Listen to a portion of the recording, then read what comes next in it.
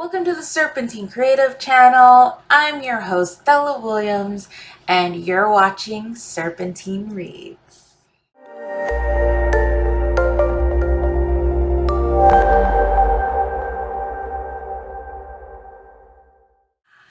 Hey guys, today on Serpentine Reads, I am going to be wrapping up Blackathon with my romance picks.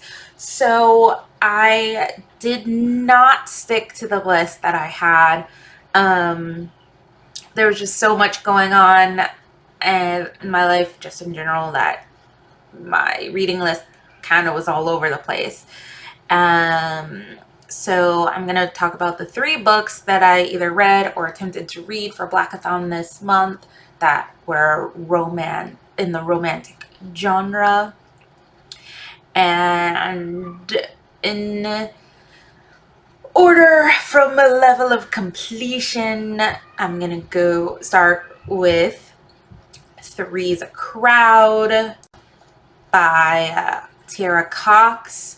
It is a paranormal romance about a witch who is in love with her familiar, but there's also like other people involved, so it's kind of a polyamorous sort of situation.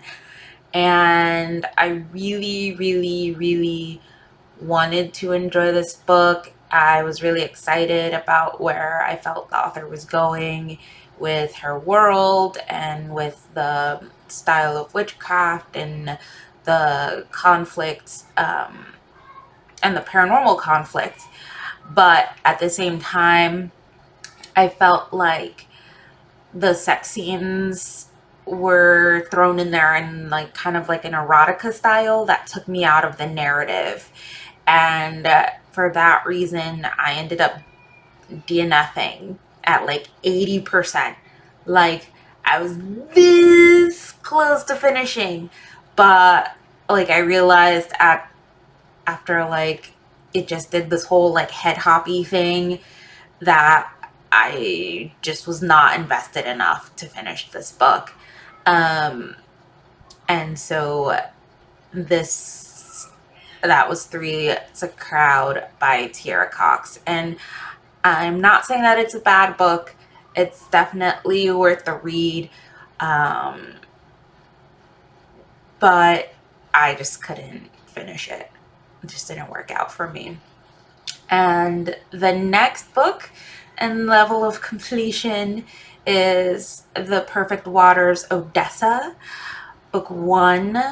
It's an African-American mermaid paranormal, hence the mermaid unicorn onesie, because I like my unicorn onesie, it's comfortable.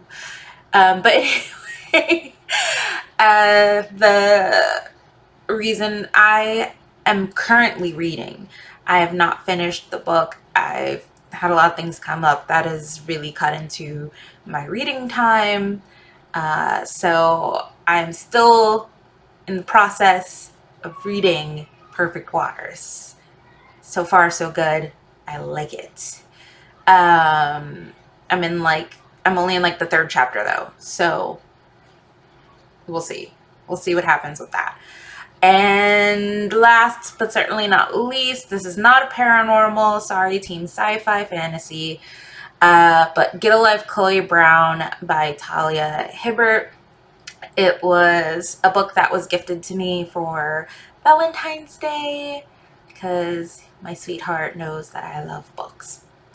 And so of course that jumped up on my reading list.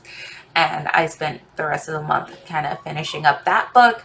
And it was really fun and really sweet. And I loved how Talia Hibbert really took on,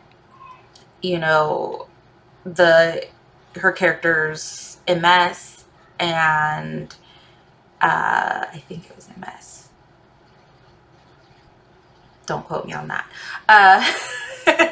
But yes, I really enjoyed seeing this romance where her disability was highlighted, but not in a way that was like oh, she can't do this or she can't find love because of it. It was more just like this was something she was dealing with, and if you were going to love her, you just had to adjust. And I really enjoyed that. And also the whole discussion around, you know, bringing past relationship trauma into your current relationship. So it was a really great read.